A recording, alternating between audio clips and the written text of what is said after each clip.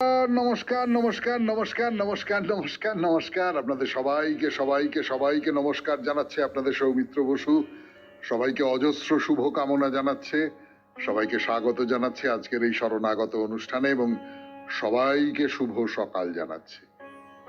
শুভ হোক, শুভ হোক, সকলের শুভ হোক, সকলের ভালো হোক, সকলের কল্যাণ হোক, সকলের মঙ্গল হোক। আজকে নানান কারণে বিশেষ দিন, তার মধ্যে প্রথমটি যার কথা বলবো সেটি হচ্ছে যে বারাণসীতে যে বিশ্বনাথ মন্দির, সেই বিশ্বনাথ মন্দিরের প্রতিষ্ঠা দিবস আজকে। তাহলে এটা একটা খুব বড় দিন, মানে হিন্দুদের পক্ষে খুব বড় দিন। তার বাইরে আসামের মানুষের পক্ষে বিশেষ করে খুব গুরুত্বপূর্ণ দিন। একটি হলো আসামের একজন মহাপুরুষ, মানে আমাদের এই বাংলায় যেমন চৈতন্যদেব, আসামে তেমনি শঙ্করদেব। এই শঙ্করদেবের তিরোভাব ঘটেছিল আজকের তিথিতে। শঙ্করদেব একই সঙ্গে, মানে যেটা চৈতন্যদেবের ক্ষেত্রে ওই রকম করে ছিল না, শঙ্করদেব একই সঙ্গে কিন্তু সাহিত্যিক ছিলেন, লেখক ছিলেন, রচয়িতা ছিলেন। বহু গান তিনি রচনা করেছেন, বহু পদ রচনা করেছেন, অনুবাদ করেছেন। তার বাইরে শঙ্করদেব অঙ্কিয়া নাট, আসামের এক ধরনের নাট্য, ধর্মীয় নাট্য, নিশ্চয়ই মধ্যযুগীয় ধর্মীয় নাট্য, তার সূচনা করেন। এক কৃষ্ণ সাধনা, সেই সাধনা প্রচার করেন।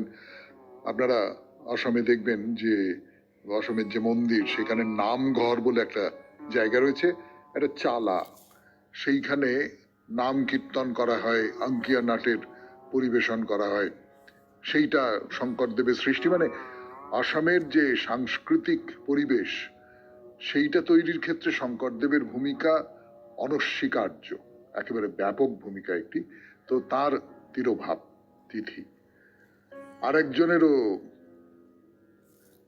উৎসব, তাকে নিয়ে, শ্রী সত্যায়ন দেব আচার্য, এলেঙ্গি সত্রে তিথি মহোৎসব, তিনিও আসামের মানুষ। এবার বেনি মাধবশীলের পঞ্জিকা অনুযায়ী আজকের দিনটার কথা বলি। আজকে 8ই ভাদ্র 1432, ইংরেজির 25শে আগস্ট 2025, সোমবার, দ্বিতীয়া, আজ শুক্লপক্ষ। সূর্যোদয়ের সময় ভোর 5:19, সূর্যাস্তের সময় সন্ধে 6টা। নক্ষত্র উত্তর ফল্গুনী। আজকে জন্মে সিংহ রাশি, ক্ষত্রিয় বর্ণ, নরগণ। দিনের বেলা 9:07 গতে কন্যা রাশি, বৈশ্য বর্ণ, মতান্তরে শূদ্র বর্ণ। শেষ রাত্রি 4:13 গতে দেবগণ। আমাদের হোয়াটসঅ্যাপে চিঠি পাঠাবার নাম্বার 9831922927। চিঠির গোড়ায় অতি অবশ্যই SG লিখতে হবে। এবার আজকের অনুষ্ঠান সম্পর্কে বলি। প্রথমে পুরাণ চিরন্তন। পুরাণ চিরন্তনে আমরা মহাভারতের এক, কি বলবো, হতভাগ্য চরিত্রই বলতে পারি, পাণ্ডু। সে পাণ্ডুর সম্পর্কে কথা বলছিলাম, আরো কিছু কথা বলবো। তারপরে স্বামী বিবেকানন্দের রচনা থেকে পড়ে শোনাবো আপনাদের। তারপরে চলে যাব ভগবদ গীতা পাঠে। রঙ্গনাথানন্দজি সেই ভগবদ গীতার অনুবাদ তো করেইছেন, ব্যাখ্যা করেছেন, সেখান থেকে খানিকটা অংশ পড়ে শোনাবো। তারপর স্বামী গোকুলানন্দজি, তিনি মানসিক চাপ জয় করবার উপায় হিসেবে বেশ কিছু উপায়ের কথা বলেছেন, সেগুলো নিয়ে কথা বলবো। তারপরে তো আপনাদের চিঠিপত্র এবং শেষে বাইরে দূরে 92.7 বিগ FM এ শরণাগত অনুষ্ঠানে। এবারে তাহলে পুরাণ চিরন্তন, বিবাহিত পাণ্ডুর কথা। ফিরে আসছি গানের পর। এই যে পাণ্ডু ধৃতরাষ্ট্রের অনুমতি নিচ্ছেন সব ব্যাপারে, 92.7 বিগ FM এ শুনছেন শরণাগত। সেখানে এইমাত্র বললাম একটা ব্যাপার, পাণ্ডু বুঝতে পারছেন যে দাদা তো জন্মান্ধ, দাদা তো সিংহাসনে বসতে পারছেন না, ফলে আমি যদি তাকে এই সম্মানটা দিই তাহলে তিনি খুশি হবেন। একজন অন্ধ মানুষ, তাকে খুশি করব, তিনি আমার দাদা, তো তাকে সন্তুষ্ট রাখবো, সব ব্যাপারে অনুমতি নেব, রাজার সমমর্যাদা দেব। তো এই পাণ্ডুর স্বভাবের এই দিকগুলো লক্ষ্য করবার মতন। দিগ্বিজয় শেষ হয়ে গেল, পাণ্ডু ফিরে এলেন। ফিরে এসে এইবারে পাণ্ডু একটু বনে গেলেন, রাজকার্যের দায় দায়িত্ব তিনি ধৃতরাষ্ট্রের হাতে সঁপে দিলেন। কেন করলেন এটা? কি দরকার ছিল? যেটা দরকার ছিল বলে মনে হয় সেটা হচ্ছে যে হ্যাঁ, আমি সব ব্যাপারে ধৃতরাষ্ট্রের অনুমতি নিই, ধৃতরাষ্ট্রকে খুব সম্মান করি, তাকে বলে সব, কিন্তু কিছুদিনের জন্য রাজত্ব করুন না, আমার হয়েই করুন, কিন্তু করুন রাজত্ব। ফলে ভীষ্মকে নয়, ধৃতরাষ্ট্রকে বললেন যে দাদা আপনি রাজত্ব চালান, স্বাধীনভাবে রাজত্ব করার আনন্দ আপনি উপভোগ করুন, এইরকম একটা মনোভাব ছিল তার। কিন্তু এটাই কি কারণ? এই যে দুই পত্নীকে নিয়ে তিনি বনে চলে গেলেন, তার নিজের কি কোনো ভাবনা কাজ করেছিল? বনে যাওয়ার পরেও দেখছি যে দুই পত্নীকে নিয়ে ঘুরে বেড়ানোর থেকেও পাণ্ডু খুব মৃগয়া করছেন, প্রচুর মৃগয়া করছেন, প্রচুর পশু শিকার করছেন, এবং সেটাই বেশি করে বলা আছে। এই যে হঠাৎ করে পাণ্ডু বনবাসে গেলেন এবং মৃগয়ার উদ্যম নিয়েছেন, পাণ্ডু কি নিজের এই অসামর্থ্যের কথাটা বুঝতে পেরেছিলেন? হয়তো একটা হতাশা তাকে গ্রাস করছিল, তারই হাত থেকে পাণ্ডু পালিয়ে পালিয়ে বেড়াচ্ছেন। আমি সন্তানের জন্ম দেবার ব্যাপারে অক্ষম, কিন্তু আমি বীর, আমি মৃগয়া করতে পারি, আমি অনেক রাজাকে পরাস্ত করতে পারি, এরকম একটা জায়গা কোথাও তৈরি হচ্ছে কি না। এইভাবে যদি দেখি তাহলে পুরাণ কিন্তু চিরন্তন হয়ে ওঠে, তাই না? শুনলেন পুরাণ চিরন্তন, এরপর স্বামী বিবেকানন্দের রচনা থেকে পাঠ 92.7 বিগ FM এ শরণাগত অনুষ্ঠানে গানের পর। বিবেকানন্দের লেখা পুনর্জন্ম, তার একেবারে শেষ অংশটা পড়ে শোনাচ্ছি আপনাদের 92.7 বিগ FM এ শরণাগত অনুষ্ঠানে। যাহারা দুঃখের মধ্যে জন্মগ্রহণ করে তাহাদের কয়জন উচ্চতর জীবনের অভিমুখে অগ্রসর হইবার জন্য সংগ্রাম করে? কয়জনই বা যে অবস্থার মধ্যে জন্ম লাভ করিয়াছে তাহারই মধ্যে আত্মসমর্পণ করে? যাহারা বাধ্য হইয়া মন্দ অবস্থার মধ্যে জন্মগ্রহণ করার জন্য অধিকতর মন্দ স্বভাব এবং নীতিহীন হইয়া উঠে, তারা কি তাহাদের আজীবন নীতিহীনতার দরুন ভবিষ্যতে পুরস্কৃত হইবে? সেক্ষেত্রে যে এখানে যত দুর্বৃত্ত হইবে, ভবিষ্যতে তাহার পুরস্কার তত অধিক হইবে। সুখ দুঃখ ভোগের সকল দায়িত্ব উহার ন্যায়সঙ্গত কারণের উপর, অর্থাৎ আমাদের স্বাধীন কর্ম বা কর্মফলের উপর আরোপ না করিলে মানবাত্মার মহিমা ও মুগ্ধ স্বভাব প্রমাণ করার এবং সংসারের এই অসাম্য ও ভয়াবহতার সামঞ্জস্য স্থাপন করার আর কোনো উপায় নাই। শুধু তাহাই নয়, শূন্য হইতে আত্মার সৃষ্টি বিষয়ে যত মতবাদী প্রচার করা হোক না কেন, উহাদের প্রত্যেকটি আমাদিগকে অনিবার্য রূপে অদৃষ্টবাদে বা সমস্তই পূর্ব হইতে সুনির্দিষ্ট এইরূপ মতবাদে লইয়া যাইবে এবং এক করুণাময় পিতার পরিবর্তে এক বিকট দর্শন, নিষ্ঠুর এবং সদা ক্রুদ্ধ ঈশ্বরকে আমাদের উপাস্য রূপে উপস্থাপিত করিবে। অধিকন্তু শুভাশুভ সাধনে ধর্মের যতটুকু শক্তি আছে তাহা অনুধাবন করিলে দেখিতে পাই যে আত্মা সৃষ্ট বস্তু এই মতবাদের সহিত তাহারই অনুসিদ্ধান্ত অদৃষ্টবাদ ও ঈশ্বর কর্তৃক ভাগ্য নির্ধারণ। খ্রিস্টান ও মুসলমানগণের মধ্যে এই এক ভয়াবহ ধারণা জন্মাইবার জন্য দায়ী যে ওই ওই ধর্মে অবিশ্বাসী ব্যক্তিগণকে বিধিসঙ্গতভাবে তাহাদের তরবারি দ্বারা হত্যা করা চলে।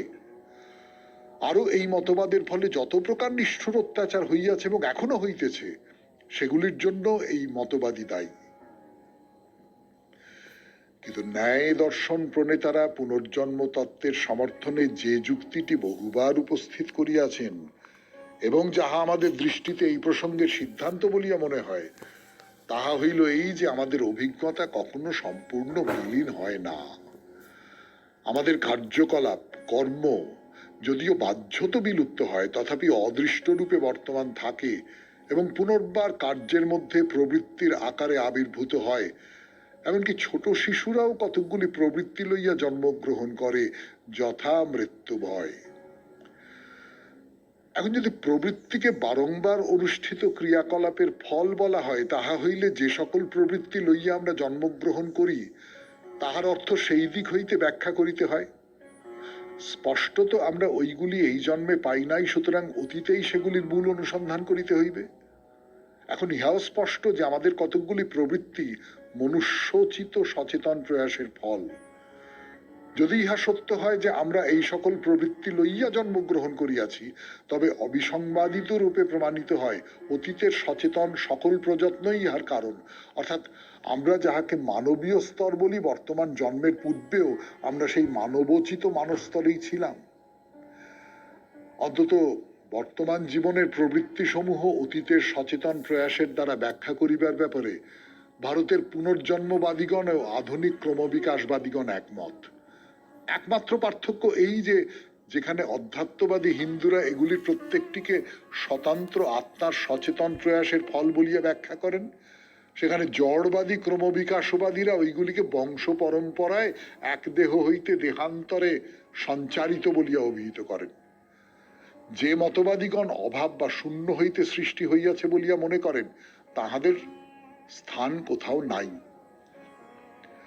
তাহা হইলে এই বিষয়ে দুইটি মাত্র পক্ষ দাঁড়াইতেছে, পুনর্জন্মবাদ এবং জড়বাদ।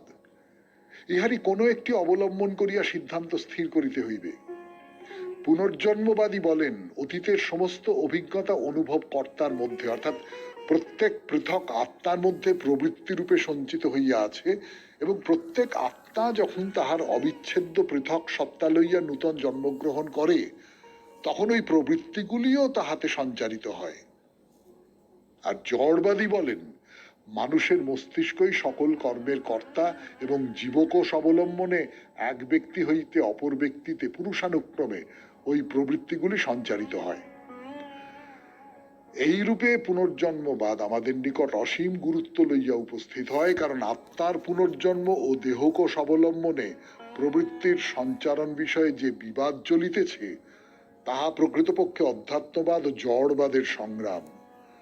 যদি কোষের মাধ্যমে সঞ্চারণই সন্তোষজনক ব্যাখ্যা হয়, তাহা হইলে জড়বাদ অনিবার্য এবং তখন আত্মতত্ত্বের কোনো প্রয়োজন থাকে না। ইহা যদি সন্তোষজনক ব্যাখ্যা না হয়, তাহা হইলে প্রত্যেক আত্মার একটি নিজস্ব সত্তা আছে এবং আত্মা তাহার বর্তমান জীবনের অতীত অভিজ্ঞতা বহন করিয়া আনে, এই মতটি সম্পূর্ণ সত্য। এই দুই বিকল্প, পুনর্জন্মবাদ ও জড়বাদ, এই উভয়ের মধ্যে আর কোনো কিছুর স্থান নাই। ইহার কোনটি আমরা গ্রহণ করিব? শুনলেন স্বামী বিবেকানন্দের রচনা থেকে পাঠ। 92.7 বিগ এফএম এ শরণাগত অনুষ্ঠানে এবার ভগবদ গীতা। ভগবদ গীতা থেকে পাঠ। স্বামী রঙ্গনাথানন্দজি ভগবদ গীতার অনুবাদ এবং ব্যাখ্যা করছেন। ব্যাখ্যা করার সূত্র ধরে নানান কথা বলছেন, সে কথাগুলো খুব জরুরি। সেই সব কথা যতটা পড়া হয়েছিল তারপর থেকে পড়ে শোনাবো আপনাদের। কিন্তু যতটা পড়া হয়েছিল তার ভেতর থেকে তো একটা ব্যাপার বুঝতে পারছেন নিশ্চয়ই, যে ভগবদ গীতা কেবলমাত্র একটা ভাবরাজ্যের কোনো গ্রন্থ নয়।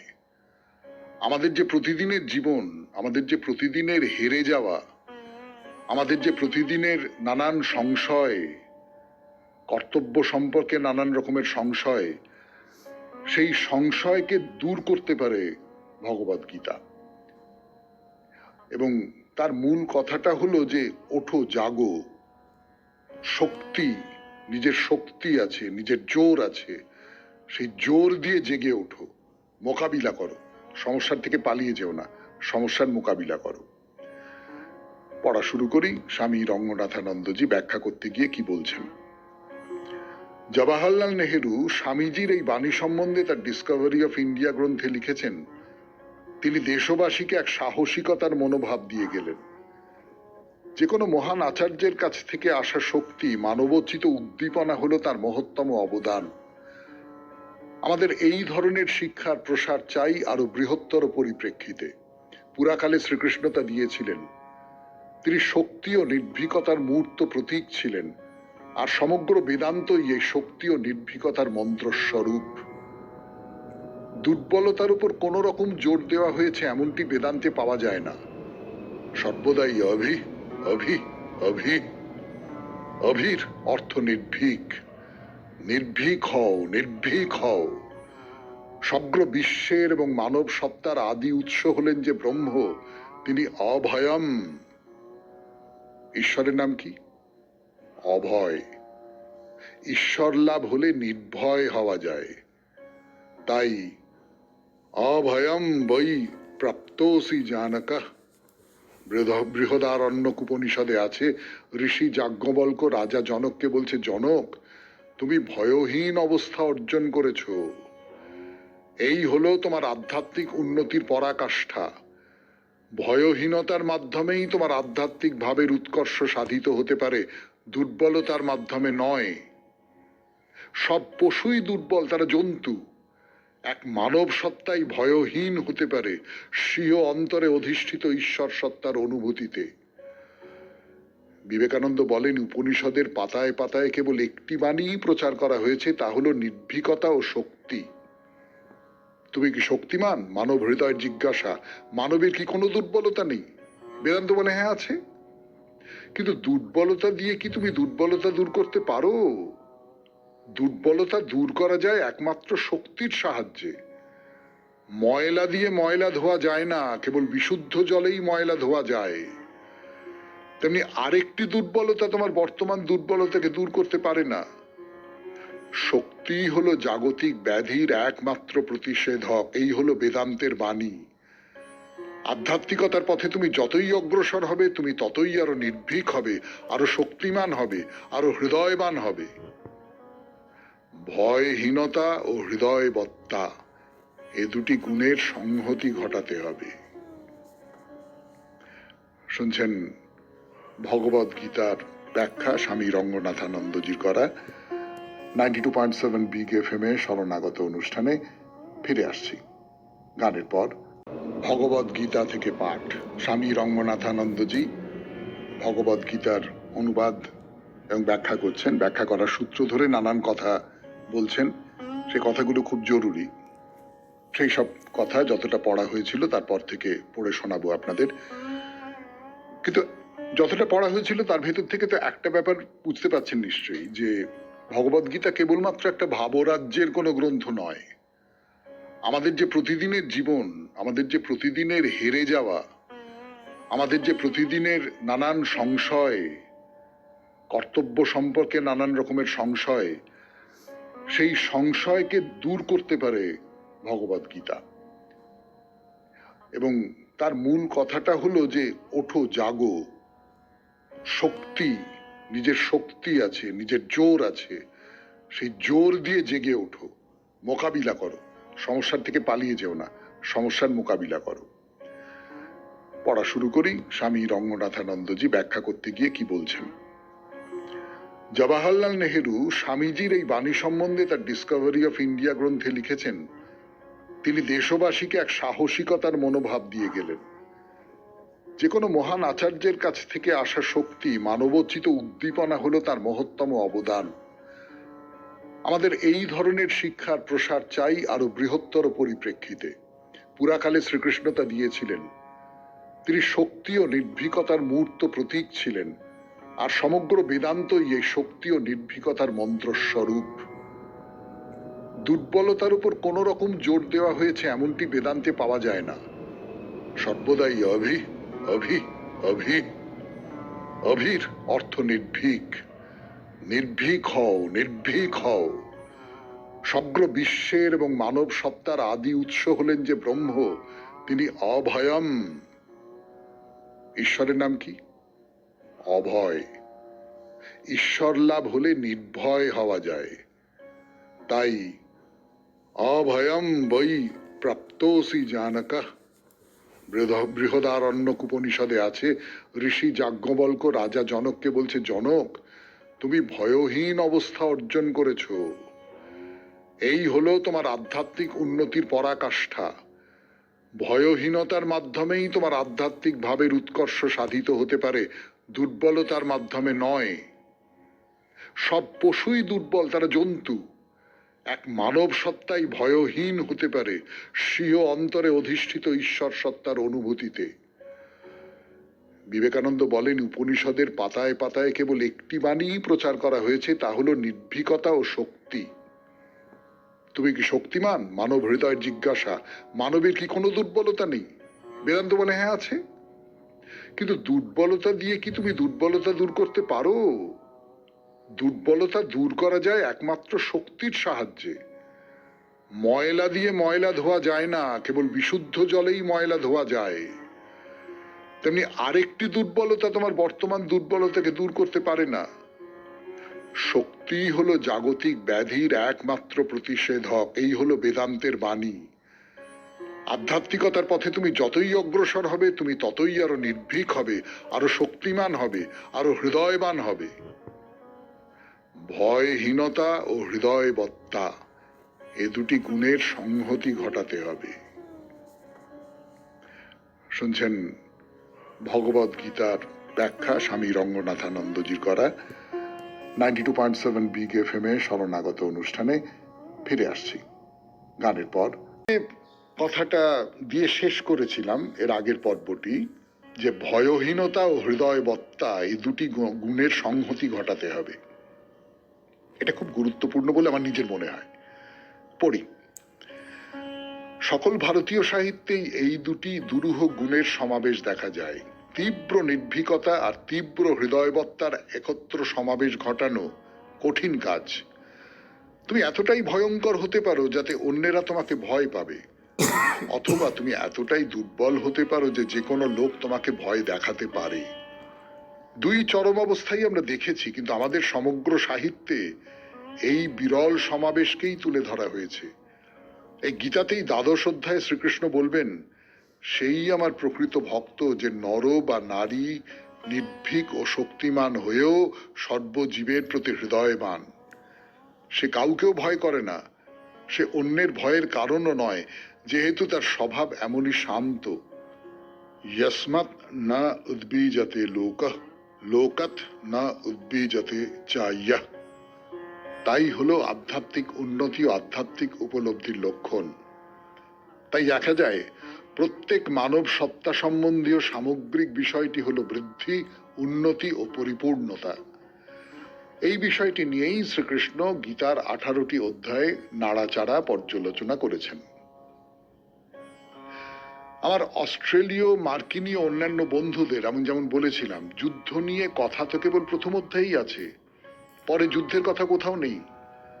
মানবের সামগ্রিক উন্নতির বিরাট সমস্যাটি নিয়েই তিনি বরাবর পর্যালোচনা করেছেন। সুতরাং এটি যুদ্ধ বিষয়ক গ্রন্থ নয়, এতে মানবের উন্নতি ও পূর্ণতা সাধন সম্বন্ধেই আলোচনা করা হয়েছে। কেউ বলবে না যে দ্বিতীয় বিশ্বযুদ্ধ এবং হিটলার ও তার রাজনীতিক ও জাতি বৈষম্যমূলক আদর্শের সম্পূর্ণ পরাজয় ভুল হয়েছিল। যে দর্শন শক্তি ও নম্রতার সমন্বয়ের কথা বলে, সেই দর্শনই মানুষের সুউন্নত চারিত্রিক বিকাশের পক্ষে সহায়ক হয়। গীতায় একদিকে মোহনীয় মানসিক উদারতা এবং অন্যদিকে বিশ্বাস ও দৃঢ় প্রত্যয়ের মধ্যে সমন্বয় সাধনের কথাও বলা হয়েছে, যাদের সহাবস্থান অনেক সময়ই ব্যর্থ হয়। শেষ করলাম ভগবদ গীতা থেকে পাঠ আজকের মতো। 92.7 বিগ এফএম এ শরণাগত অনুষ্ঠানে এবার স্বামী গোকুলানন্দের রচনা থেকে পাঠ। চাই নিয়মিত অভ্যাস।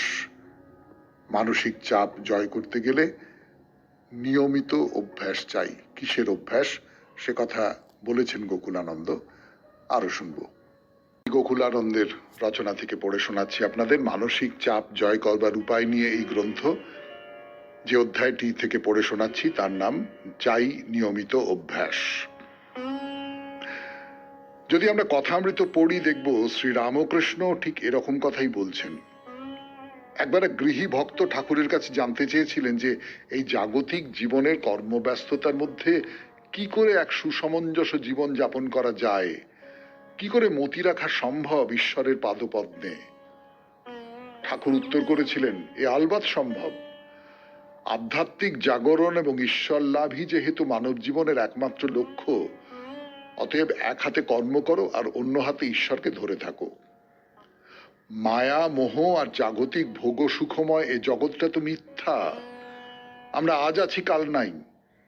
জীবনের এই ক্ষণস্থায়িত্ব সত্ত্বেও অযথা মৃত্যু ভয়ে দুর্বল না হয়ে যদি আমরা এক অর্থময় উদ্দেশ্যময় জীবন যাপন করতে চাই, শ্রী রামকৃষ্ণের এই উপদেশটিকেই মেনে চলতে হবে আমাদের। এক হাতে কর্ম করো আর অন্য হাতে ঈশ্বরকে ধরে থাকো। অবশ্য ঠাকুরকে তখন একটা বিরুদ্ধ প্রশ্নের সম্মুখীন হতে হয়েছিল। মহাশয়, আপনি যখন বলছেনই জগৎটা মিথ্যা, তবে তাকে এক হাতে ধরে থাকতে বলছেন কেন? ঈশ্বরই যদি একমাত্র সত্য হন, তবে কেন দু হাতেই তার চরণ দুটি জড়িয়ে ধরব না? শ্রী রামকৃষ্ণ ছিলেন সকল অবতারের শ্রেষ্ঠ। স্বামী বিবেকানন্দের ভাষায় অবতার বরিষ্ঠ। অবলীলায় স্বভাবসিদ্ধ প্রজ্ঞার মুন্সিয়ানায় ঠাকুর এ প্রশ্নের জবাব দিলেন। হাসতে হাসতে বললেন, তুমি ঠিক কথাই বলেছ। যদি দুহাতে ঈশ্বরের পুজো করতে পারো তবে তো কথাই নেই। যতদিন তা না পারছো, জগতে কর্ম করে যেতে হবে। তারপর যখন ঈশ্বরে তোমার সত্যিকারের অনুরাগ জন্মাবে, জগতের সবকিছুতেই দেখবে তাঁরই লীলা প্রকাশিত। তখন সবকিছুর মধ্যেই তুমি ঈশ্বরকে দেখতে পাবে। স্বামী স্ত্রী, বাবা মা, সন্তান ইত্যাদি নিকট পরিজনদের মধ্যে ঈশ্বর দর্শন করার অসুবিধা সম্পর্কেও শ্রী রামকৃষ্ণকে প্রশ্ন করা হয়েছিল। তাকে প্রশ্ন করা হয়েছিল, সর্বভূতে ঈশ্বর দর্শন করতে হলে এমন নিকট সম্পর্কগুলিকেও তো আধ্যাত্মিক দৃষ্টিতে দেখতে হবে, অধ্যাত্মময় করে তুলতে হবে। তা কি করে সম্ভব? ঠাকুর খুব জোর দিয়ে স্পষ্ট করে বলেছিলেন যে এ অবশ্যই সম্ভব। আমার মনে হয় একটু আগে যে শিল্পপতি দম্পতির কথা বললাম, তারা যে পথে রোজ অধ্যাত্ম চর্চা করছেন, সে পথে আসলে তারা শ্রী রামকৃষ্ণের উপদেশকেই মূর্ত করে তুলছেন। শুনলেন স্বামী গোকুলানন্দজির রচনা থেকে পাঠ। 92.7 বিগ এফএম এ শরণাগত অনুষ্ঠানে এখন গানের পর আপনাদের চিঠিপত্র। এরপর 92.7 বিগ এফএম এ শরণাগত অনুষ্ঠানে এইবার আপনাদের চিঠিপত্র পড়ার পালা। এর আগের দিনই জানিয়ে দিয়েছিলাম যে আজকের চিঠিটি লিখেছেন দীপাশ্রী সেন, শ্যামপুর বজবজ থেকে। পড়ে শোনাই সেই চিঠি। শ্রদ্ধেয় দাদা ভাই, আপনি আমার সশ্রদ্ধ প্রণাম নেবেন। বিনয়ের সাথে বলছি, আপনি যদি আমার এই চিঠির দিকে একটু নজর দেন। আমি সব চিঠির দিকে নজর দেওয়ার চেষ্টা করি দীপাশ্রী দেবী। প্রথমেই বলি, এটা আমার হোয়াটসঅ্যাপ নম্বর নয়। বাধ্য হয়েই অন্যের হোয়াটসঅ্যাপের সাহায্য নিতে হলো। আমার হোয়াটসঅ্যাপ নম্বর, আমি সে নম্বরটা পড়বো না। বহু মানুষ, এত মানুষ এই অনুষ্ঠান শোনেন, তাদের এই হোয়াটসঅ্যাপ নাম্বার জানানো উচিত বলে আমাদের মনে হয় না। শরণাগত অনুষ্ঠানে আমি এই নম্বরেই চিঠি লিখে থাকি। বেশ কিছুদিন হলো একটা সমস্যা দেখা দিয়েছে। আপনি যখন প্রতি শনিবার মহাপুরুষের কথা সম্পর্কিত প্রতিযোগিতামূলক অনুষ্ঠান করতেন, তখন প্রথম দিকে সঠিক উত্তরের জন্য আমার নাম বলা হয়েছে, কিন্তু শেষের 4টি প্রশ্নের উত্তর ঠিক হলেও আমার নাম বলা হয়নি। এই নিয়ে চিঠিও দিয়েছিলাম, কিন্তু কোনো উত্তর পাইনি। এবার শিব পুজো ও রামায়ণের পছন্দের চরিত্র নিয়ে যে চিঠি দিলাম, তার কোনোটাই পড়া হলো না। তারপর শ্রোতা বন্ধুদের জন্য গাছ সম্পর্কিত তথ্যবহুল একটা চিঠি দিই। ভেবেছিলাম এই চিঠিটা নিশ্চয়ই পড়া হবে, হলো না। অথচ প্রতি চিঠির শেষে 2টো রাইট চিহ্ন পড়ে। জানি না আমার কি ত্রুটি হয়েছে। একটা কথা খুব বলতে ইচ্ছে করছে, এই বয়সকালে এসে শরণাগত অনুষ্ঠানের মাধ্যমে নিজেকে প্রকাশ করার সুযোগ কিন্তু আপনিই করে দিয়েছেন। যাই হোক, সমস্যাটা কি হয়েছে যদি একটু বলেন তবে নিশ্চিন্ত হই। আপনার সুললিত কণ্ঠের শরণাগতের মতো এইরকম একটা জনপ্রিয় অনুষ্ঠানের শ্রীবৃদ্ধি কামনা করে লেখা শেষ করছি। বিনীতা, দীপাশ্রী সেন, শ্যামপুর বজবজ, কলকাতা 137। গোলমালটি কি হয়েছে আমিও জানি না। না, যেটা হয় মহাপুরুষের কথায় বিশেষ করে যেটা হতো, অনেক চিঠি আসে তো, এবং সেটা আমি এর আগে বহুবার বলেছি যে শুধু শরণাগত নয়, 92.7 বিগ এফএম এর যত চিঠি সব ওই নাম্বারে আসে।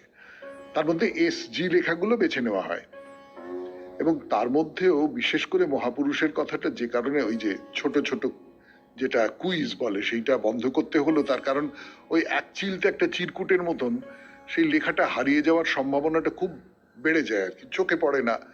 তখন আপনারা রাগ করেন যে আমি তো ঠিক উত্তর দিয়েছিলাম, আমার নাম বলা হলো না কেন। খুব সঙ্গত কারণেই রাগ করেন, মানে রাগ করার জন্য আপনাদের কোনোভাবে দোষ দেওয়া যাবে না।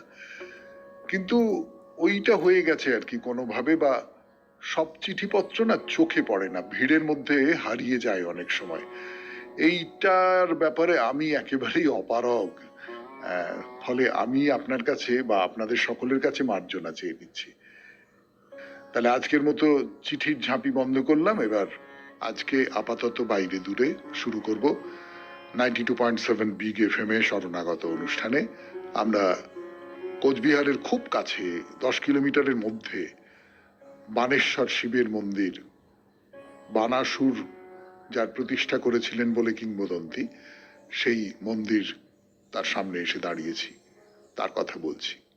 ফিরে আসছি গানের পর। তথ্য হিসেবে আমরা এই বানেশ্বর মন্দিরের কথা বলছিলাম 92.7 বিগ এফএম এ শরণাগত অনুষ্ঠানে। সাদা রঙের মন্দির, তার কথা বলেছি আপনাদের। সামনে একটা উঁচু প্ল্যাটফর্ম রয়েছে, ডান দিকে সিমেন্টের তৈরি একটি ষাঁড় রয়েছে। শিবের মন্দির, ফলে বৃষ তো থাকবেই, শিবের বাহন বৃষ, তিনি আর কোথায় যাবেন, তিনিও রয়েছেন ওখানে।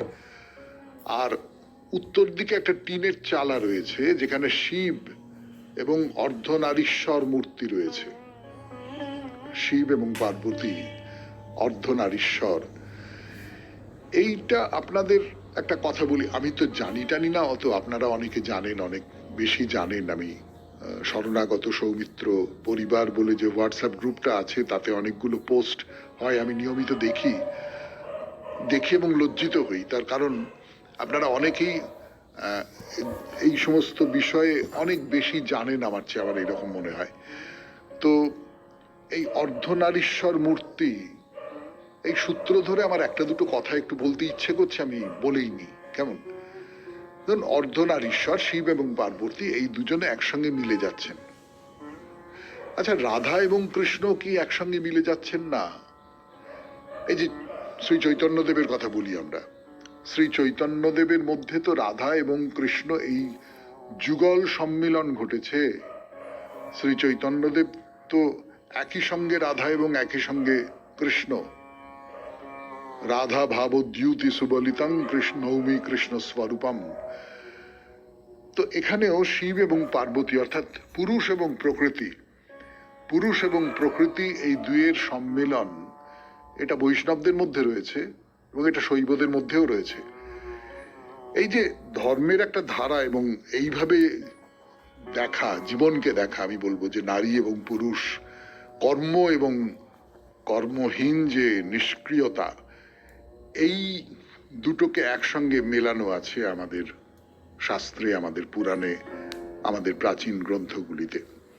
তো যাই হোক, সেই অর্ধনারীশ্বর মূর্তির কথা বললাম। আরো কিছু মূর্তি রয়েছে, যার মধ্যে আরেকটি চালা আছে, সেখানে একটি কালী মূর্তিও রয়েছে। আর যেটা রয়েছে সেটা হলো একটি পুকুর, শিব পুকুর, বড় একটা পুকুর আছে। এবং সেই পুকুরে খুব খুব বিরল প্রজাতির কচ্ছপ, সে কচ্ছপ থাকে, কালো নরম খোলসের কচ্ছপ, খুবই বিপন্ন প্রজাতির, চট করে দেখতে পাওয়া যায় না এবং ক্রমশ বিলুপ্ত হয়ে আসছে। এই কচ্ছপগুলোকে বলা হয় মোহন, এবং এই কচ্ছপগুলো খুব পবিত্র। এখানে আর একটা কথা আপনাদের বলতে ইচ্ছে করছে, সেটা হচ্ছে ত্রিপুরায় ত্রিপুরেশ্বরীর মন্দির। সেই ত্রিপুরেশ্বরীর মন্দিরের কথা আপনারা সকলেই জানেন, আমরা শরণাগত অনুষ্ঠানেও বলেছি। এই ত্রিপুরেশ্বরীর মন্দিরে, ওইরকম মন্দিরের কাছাকাছি একটি পুকুর আছে, এবং সেই পুকুরে বহু প্রাচীন কিছু কচ্ছপ আছে। এবং এই কচ্ছপদের সম্পর্কে যেটা বলা হয়, এর সত্যি মিথ্যে আমি জানি না, কিংবদন্তি, সেটা হচ্ছে এই কচ্ছপ যখন মনে করে যে তার জীবন শেষ হয়ে আসছে, সে এবার মরে যাবে, সে পুকুর থেকে ঘাট বেয়ে উঠে হেঁটে হেঁটে অনেকটা গিয়ে এই ত্রিপুরেশ্বরীর সামনে তার দেহত্যাগ করে, এরকম একটা কথা ওখানকার মানুষজন বলেন। আমি সেই কচ্ছপগুলোকে দেখেছি, খাবারও দিয়েছি, কিন্তু এইটা আমি ওরকম করে দেখিনি। 92.7 বিগ এফএম এ শরণাগত অনুষ্ঠানে বাইরে দূরে একেবারে শেষ পর্যায়ে এসে পৌঁছেছি আমরা। ফিরে আসছি গানের পর। গান শেষ করে ফিরে এলাম 92.7 বিগ এফএম এ শরণাগত অনুষ্ঠানে। যা বলছিলাম যে এই যে কচ্ছপ, মন্দিরের কাছাকাছি সরোবর এবং সেই সরোবরে কচ্ছপ, এই কচ্ছপ ত্রিপুরেশ্বরী মন্দিরেও রয়েছে। এবং যেটা বলা হয়নি সেটা বলে রাখি, তারপরে আমরা আবার বানেশ্বর শিবের মন্দিরে চলে যাব। সেটা হচ্ছে যে এই যে পুকুরটা যেখানে কচ্ছপগুলো থাকে, সেখান থেকে ত্রিপুরেশ্বরীর মন্দির কিন্তু বেশ অনেকটা দূরে। মানে ধরুন পুকুরের পরে রাস্তা থেকে চলে গেছে দুপাশে বিপণী, বাড়িঘর, সেখান থেকে গিয়ে বাঁদিকে বেঁকে মন্দির, সেই মন্দিরে উঠতে হবে ওপরে। হ্যাঁ, এত সব করে কচ্ছপ সত্যি সত্যি দেহত্যাগ করবার জন্য যেতে পারে কিনা আমি জানি না, কিন্তু এরকম একটা কথা প্রচলিত আছে।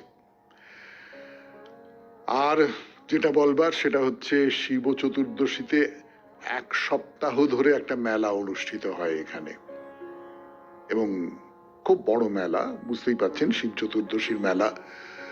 খুব প্রচুর মানুষজন আসেন, খুবই জাঁকজমক করে একটা মেলা হয় এখানে।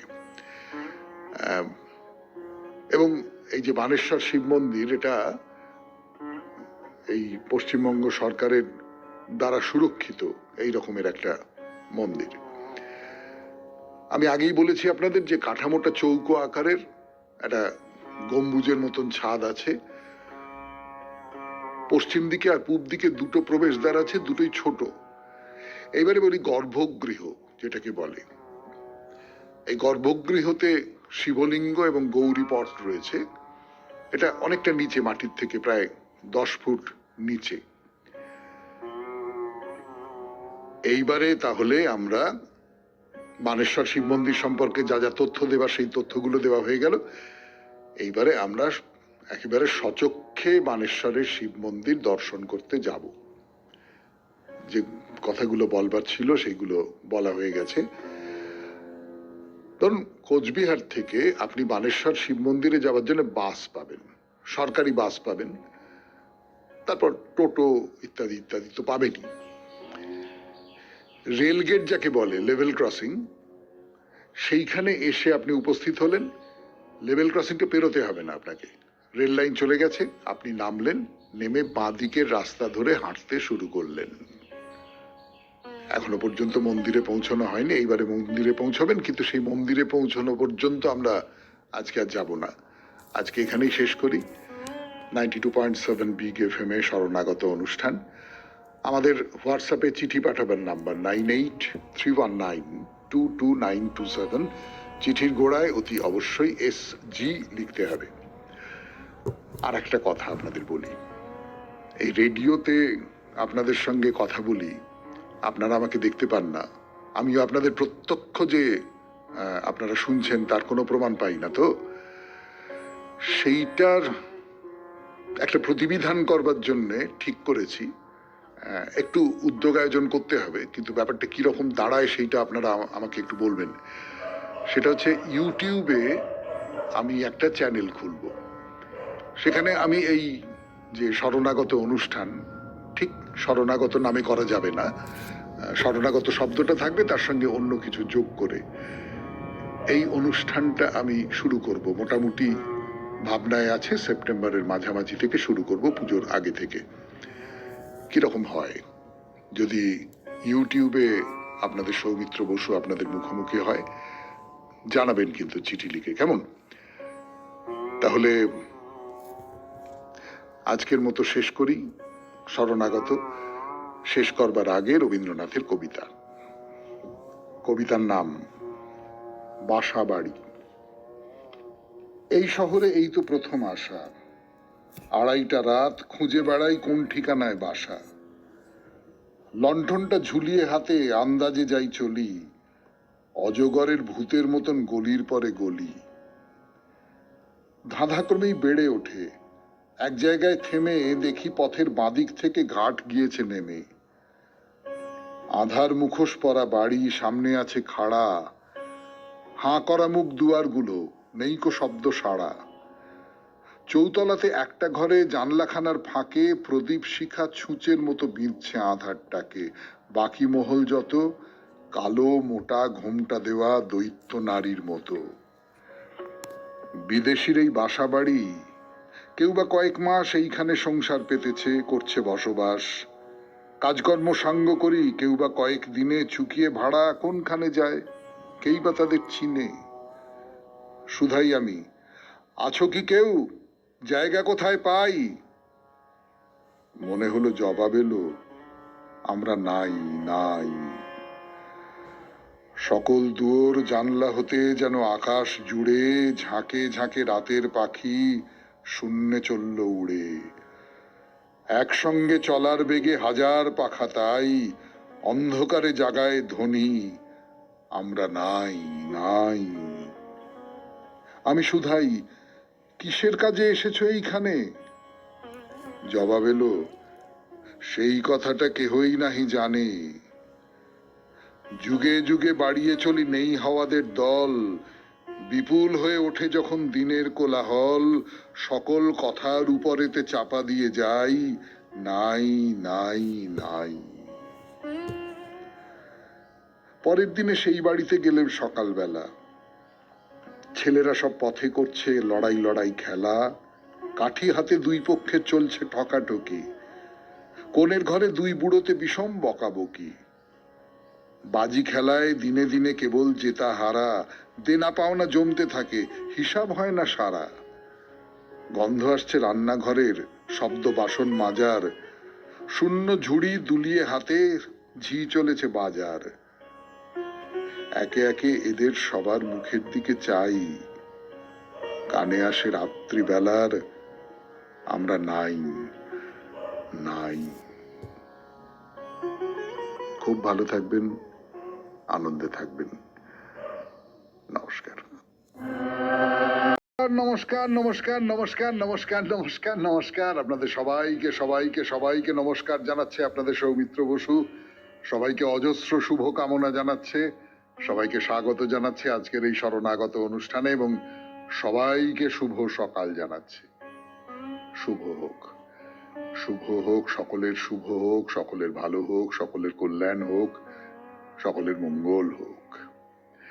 আজকে নানান কারণে বিশেষ দিন, তার মধ্যে প্রথমটি যার কথা বলবো সেটি হচ্ছে যে বারাণসীতে যে বিশ্বনাথ মন্দির, সেই বিশ্বনাথ মন্দিরের প্রতিষ্ঠা